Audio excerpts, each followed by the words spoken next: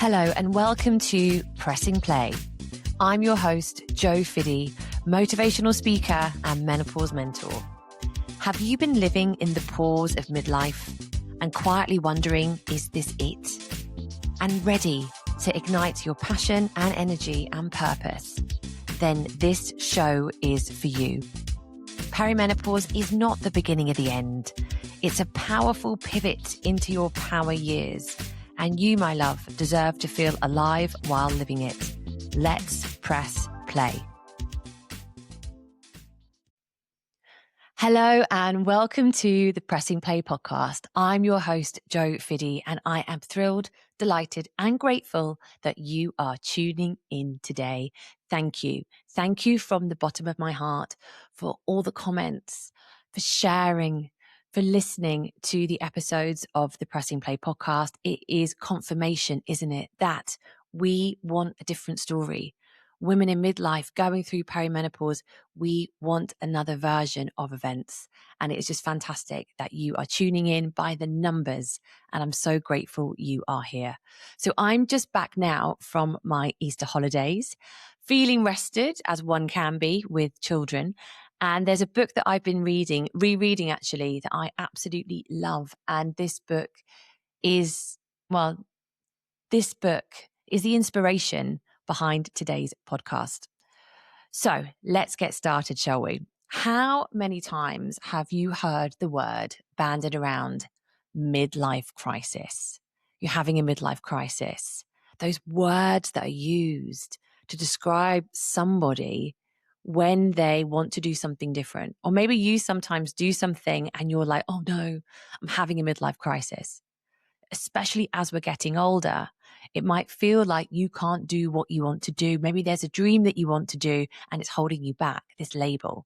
So in this episode, my hope for you is that you will realize and see that you are not having a midlife crisis. You are having a midlife awakening. And it's time for you to wear the crown. Let's get started and press play.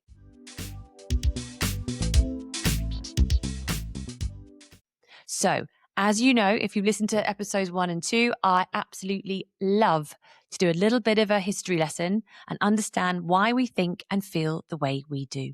So let's start at the beginning because I think it matters.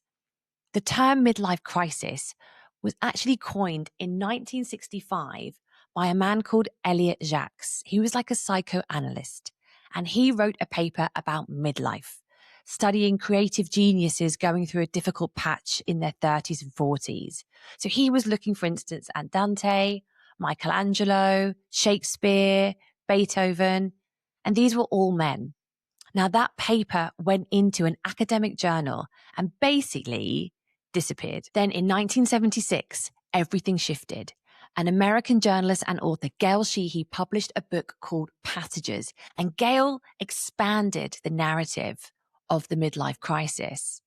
And what made it powerful was she didn't just study theory, she studied people. In fact, Gail Sheehy interviewed hundreds of men and women. And what she saw, particularly in women, was not decline, it was disruption. And maybe you are feeling that too. Women who have spent decades in roles, being the wife, the mother, the supporter, and then you feel something shift. You start questioning yourself. And I see this a lot in the work I do with women. That questioning, who am I now?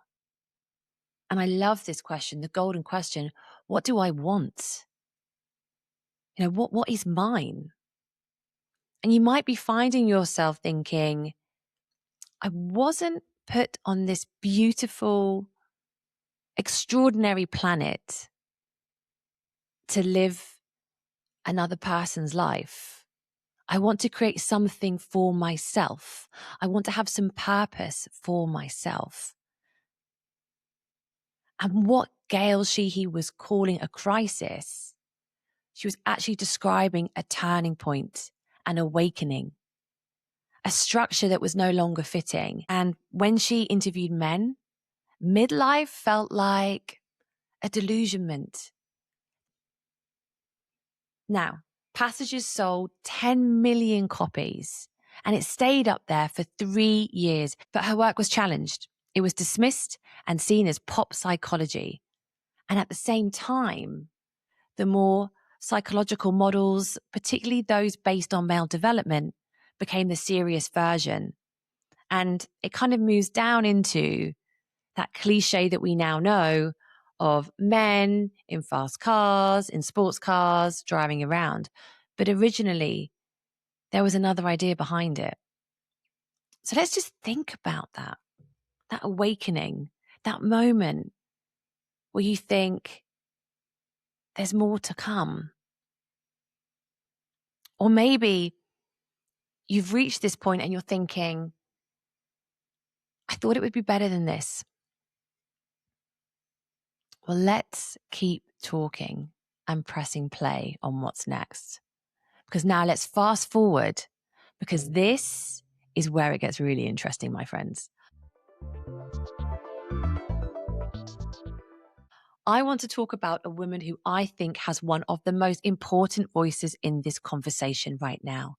Her name is Eleanor Mills. She's a former editorial director of the Sunday Times, founder of Noon, and author of the Times bestseller, Much More to Come, which I love and highly recommend. And if you're watching this, you will see my copy definitely came on holiday with me. I just think it's fantastic.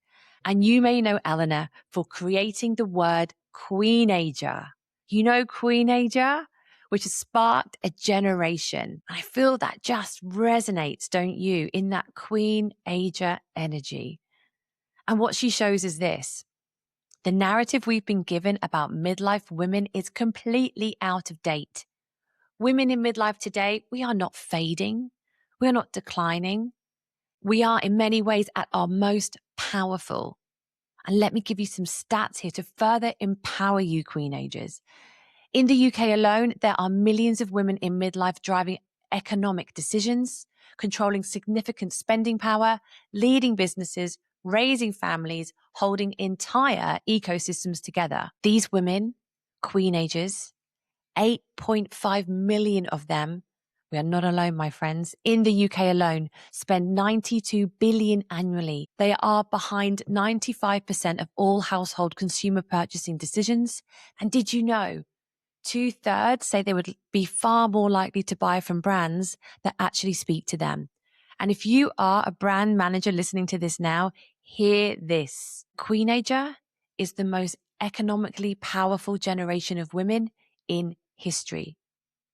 So you have a generation of women who are more experienced than ever, more economically powerful than ever, because here's what I want to bring back to you.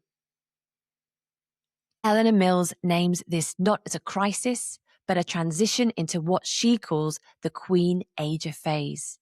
Yes. Imagine everything that you have lived through, everything that you have been through. She calls Queenagers forged in fire. Everything you thought would break you has built you into becoming the woman that you are now. And I want to ask you something right now. When you look at your own life, the things you've carried, the things you've survived, the times you've rebuilt from nothing, does that sound like a crisis to you? You are going into a midlife coronation. You are gaining your crown, not because someone's giving it to you, but because you have earned it.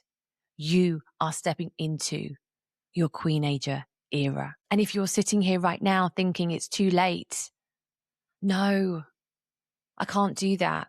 I'm over 40. It's not going to happen. Let me reframe something for you. There's a book called The 100-Year Life by Linda Grattan and Andrew Scott, and I absolutely love their perspective. We are living longer than any generation before us, but we're still following a script that was designed for much shorter life. So midlife gets framed as a decline when actually it's the middle. So if you are in your 40s listening to this now, you are not at the end. You are in Q2.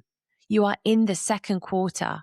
And the second quarter is when you stop performing and start choosing. Okay, so let's bring this together. You are not here to shrink. You are not here to disappear.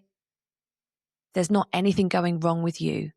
And maybe you feel that the life you've built no longer is fitting who you are becoming. The questions you're asking, that's awareness. So no, you are not having a midlife crisis. You are having a midlife coronation. If something in you has been shifting, if you've been feeling that quiet sense that something isn't quite right anymore, I want you to hear this. You are not broken, you are not behind, and you are not losing yourself. You are meeting a version of yourself that requires something new, more truth, more honesty, more of you. This isn't where your life pauses. This is where it changes. You are in Q2. You are a Queenager. You are being crowned. Press play.